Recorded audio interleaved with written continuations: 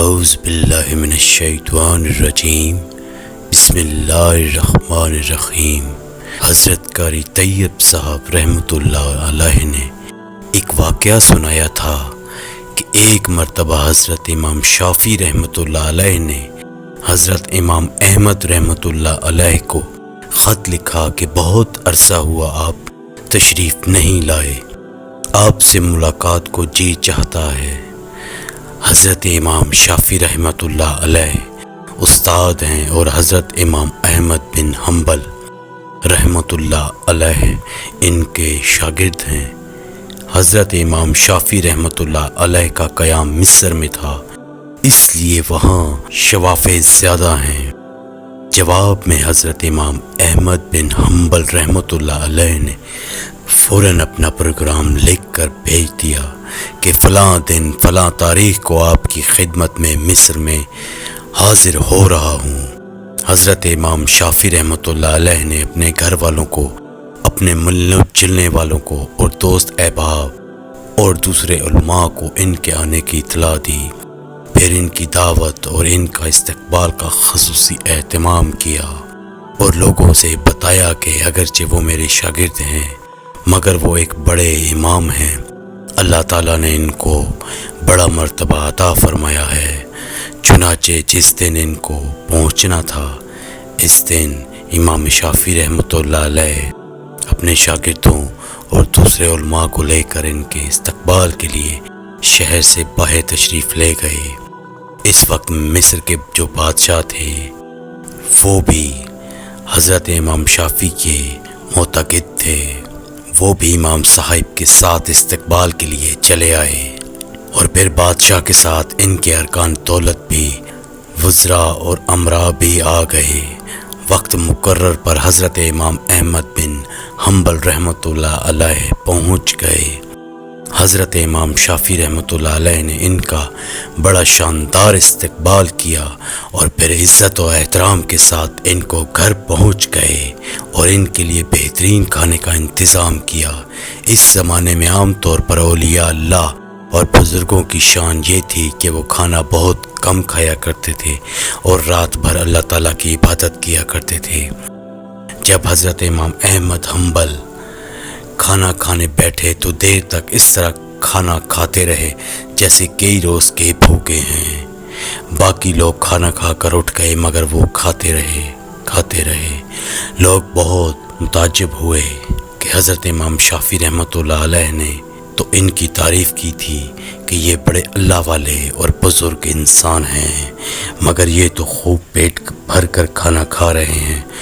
لوگوں میں اور گھر والوں میں ان کے بارے میں چہم گوئیاں ہونے لگیں لیکن کوئی کچھ نہ بولا۔ پھر جس کمرے میں حضرت امام احمد حنبل رحمۃ اللہ علیہ کے لیے رات کے وقت آرام کرنے کا انتظام کیا گیا تھا،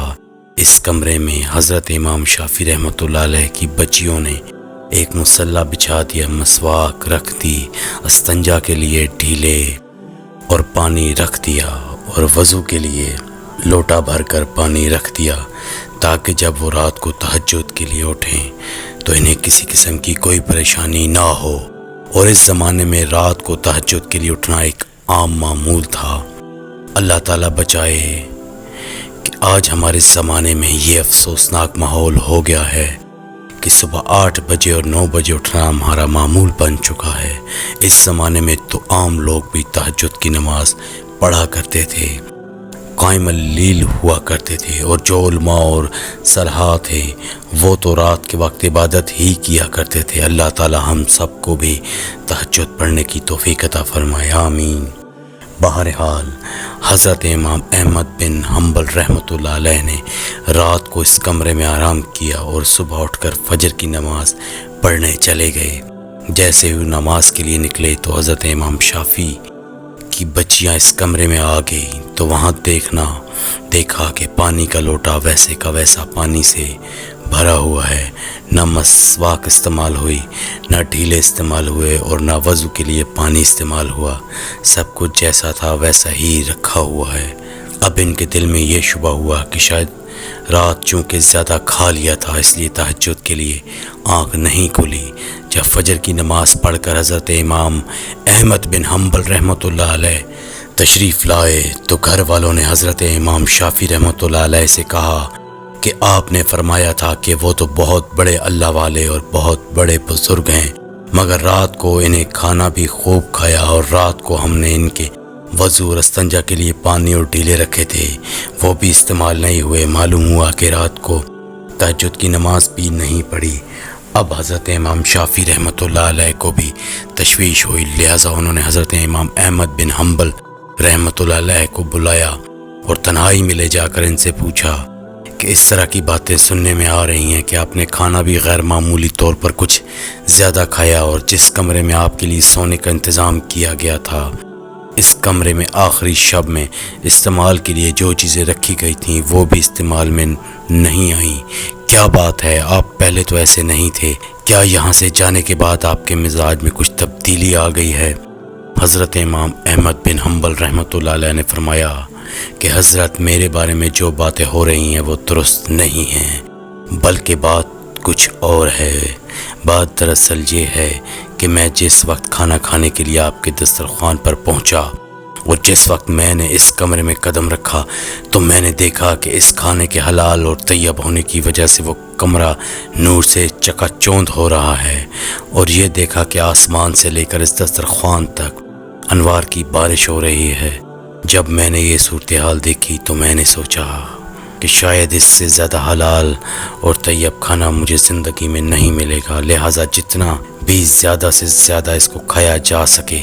کھا لیا جائے، اس لیے کہ اس کھانے کا ذرہ ذرہ ایمان اور دل کو روشن کرنے والا ہے۔ اس لیے مجھ سے جتنا زیادہ سے زیادہ کھانا کھایا جا سکا کھا لیا،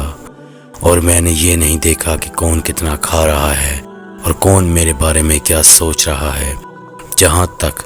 مجھ میں کھانے کی سکت تھی میں کھاتا گیا، اور پھر حلال کھانے سے بدہضمی بھی نہیں ہوتی بلکہ وہ سریع الہضم ہوتا ہے اور اندر جا کر جزو بدن بن جاتا ہے اور روح کو منور کرنے کا ذریعہ بن جاتا ہے۔ الحمدللہ میں نے اس کا اثر محسوس کیا۔ کھانا کھانے کے بعد نہ تو مجھے بدہضمی ہوئی اور نہ مجھے کوئی تکلیف ہوئی۔ پھر کھانا کھانے کے بعد عشاء کی نماز سے فارغ ہو کر جب میں اس کمرے میں پہنچا جہاں آپ نے میرے لیے آرام کا انتظام کیا تھا، وہاں جا کر تو میری حالت ہی بدلی ہوئی تھی اور سونے کو آرام کرنے کی طبیعت ہی نہیں چاہ رہی تھی۔ اگرچہ میں لمبا سفر کر کے آیا تھا مگر اس کھانے میں اتنی غذائیت اور توانائی تھی کہ میری تکان بھی ختم ہو گئی اور سستی بھی جاتی رہی، اور جب میں نے سونے کے لیے لیٹا تو مجھے نیند نہ آئی، لہٰذا میں لیٹا رہا اور لیٹے لیٹے قرآن و حدیث پر غور کرتا رہا، حتیٰ کہ پوری رات غور و فکر کرتے ہوئے گزار دی۔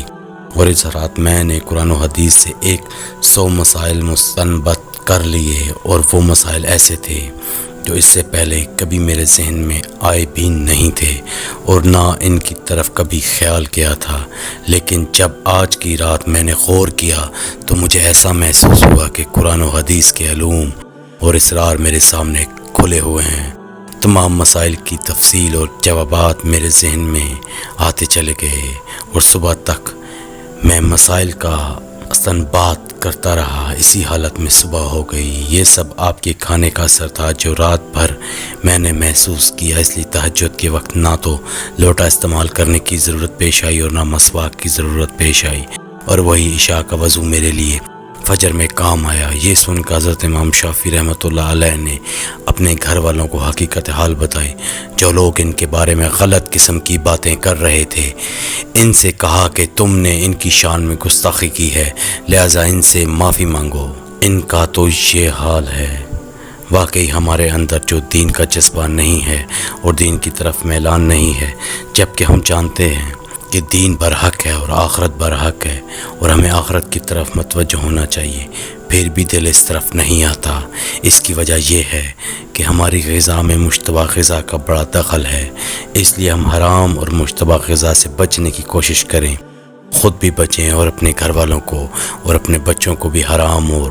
مشتبہ غذا سے بچائیں کہ کسی کے پیٹ میں حرام اور مشتبہ غذا نہ جا پائے، ورنہ اس کے وبال سے نہ بچ سکیں گے۔ اللہ تعالی ہم سب کو حلال اور طیب